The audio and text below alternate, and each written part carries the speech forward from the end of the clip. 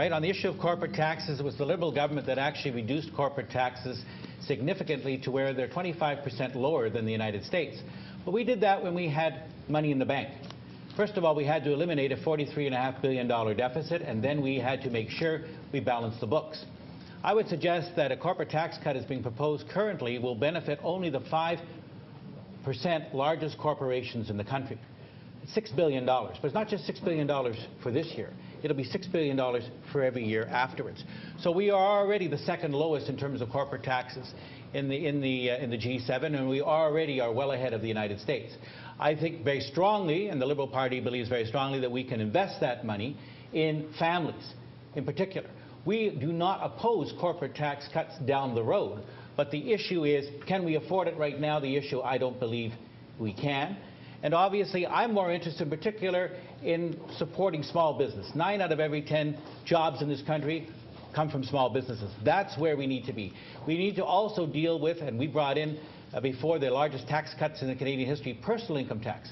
Personal income taxes put more money in people's pockets, not dealing with the consumption tax, which clearly does not, unless you're buying a lot of expensive cars or houses, is not going to affect you. So I think that corporate taxes at this time would be wrong-headed and would not be in the interest of Canadians.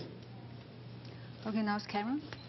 Yeah, I think, again, there's not going to be a lot of debate for me on what Bryon is saying. I think what there is to do is be consistent in our approach, to build approach, again, that is future-based, to hear a new voice as to how we can approach this, to cut subsidies, some of the major programs that occur around oil and gas, and start to look and work towards a greener industry, towards a greener economy.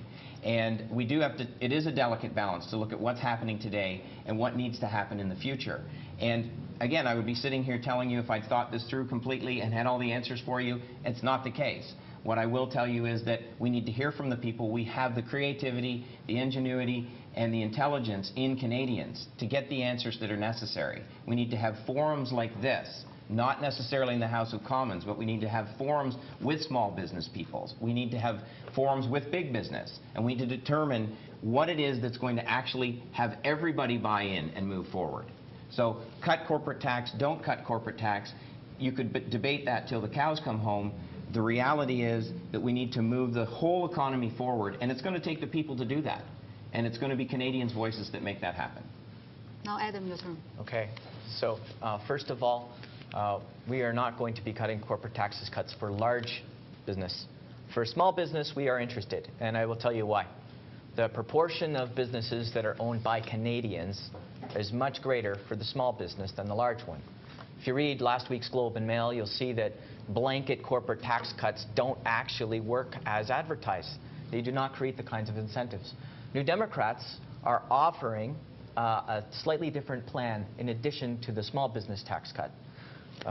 We are offering to pay a portion of the payroll taxes for a new hire. If you hire a new person, up to the first $4,500, and eligible for another $1,000 that the government will pay for you of the EI, or the premium for it, if you keep that person after 1 year. Also, we are looking at and proposing that we change the rate of depreciation for new capital equipment that is for productivity. That way, companies that actually invest in improving their productivity or hiring people are the ones who are rewarded with a tax bonus. Whereas if you do not invest, you don't get it. Good. Now we open up to the debate. I would point out that a few months ago I sent out a very detailed questionnaire on the budget. And I asked my constituents, what is it that you wanted to see in the 2011 budget? Corporate taxes did not enter the fray. We sent a 23-page report to the Minister of Finance, and everyone who answered the questionnaire received a copy of that report. It was about investing in families, investing in seniors, investing in health care, investing in the environment. These were the real issues of the day. Again, and I agree with my friend here, dealing with small businesses is absolutely important, but not just on taxes. Yeah. cutting the red tape, working collaboratively with other orders of government, Yeah. doing the one-stop shop to make sure that it's easier. Well, we don't want, I certainly don't want to see a small business person at the end of the month working 2 or 3 days filling out forms for government. That is completely unacceptable and unproductive. Yeah. Also, many people wouldn't think of this, but in fact, the National Child Care Program and also a national drug program are benefits to small business, because those kinds of benefits are usually not able to be offered by the small business. So that opens up more potential employees in a greater talent pool. Like, my wife cannot work for a small business because I do, right? And in order to make sure that there are benefits, right, she tries to go for a larger business. But if we had these other kinds of programs, a small business would be able to compete for my wife's employment. And just pointing out that it's not always about taxes, because when Lexus was looking to establish its first operations overseas from Japan, they picked Cambridge, Ontario. Now, why did they do that? Because of the educated workforce, the productivity of the workforce, the health care programs, etc. Yeah. Taxes were not at the top of their list. And I can tell you that it's that kind of investment, creating a society in which we provide the whole rather than just some elements, is absolutely essential, not only for investment for larger companies, but certainly for small business people. I know that the Conservatives not here today, but it looks like their proposed budget was to cut corporate tax. But it looks like you're not for it or against it. But I want to know what's the major reason for them to propose this. Well, they've I will made give a the chance logical. to Oh, Matt. sorry. Would you like? Yeah, to? no, I can. it's fine. I'm good. Carry on. I don't want to speak for the Conservatives. They are not here to speak about what their rationale was and what their rationale is.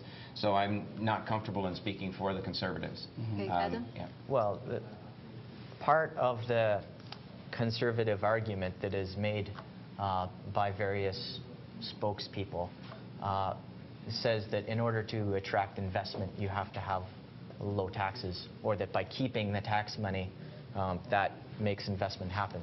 Of course, if you read last week's Globe and Mail, it doesn't happen, right? So there's some kind of proof. Also, they've got something backwards. Investors don't invest in creating new jobs and equipment just because they have the money sitting in their pocket.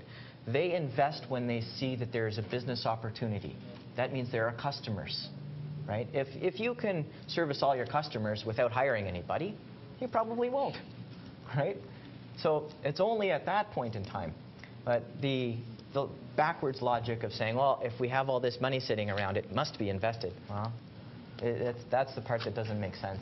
When you already have corporate tax cuts 25% lower than the United States, really, at this time when you have a deficit of over $40 billion, I don't think that's prudent investment. And as a former parliamentary secretary to 2 ministers of finance, I know what it's like to not only be in a deficit, I know how difficult it is and what you need to do to get out of one.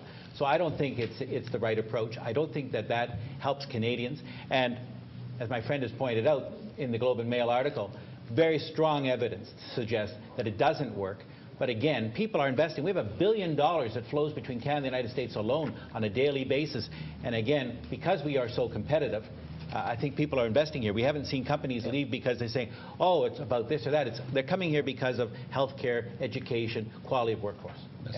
I think the evidence that's coming to the forefront here is that even the three voices that you have at the table would rather work together. Would rather speak, would rather have 308 people in Ottawa working on solutions rather than 4 parties in Ottawa deciding what's right and wrong in the moment. And I think that's something that, could come from this conversation. Whether it's right or wrong, hard to say. Get people working together, different outcome.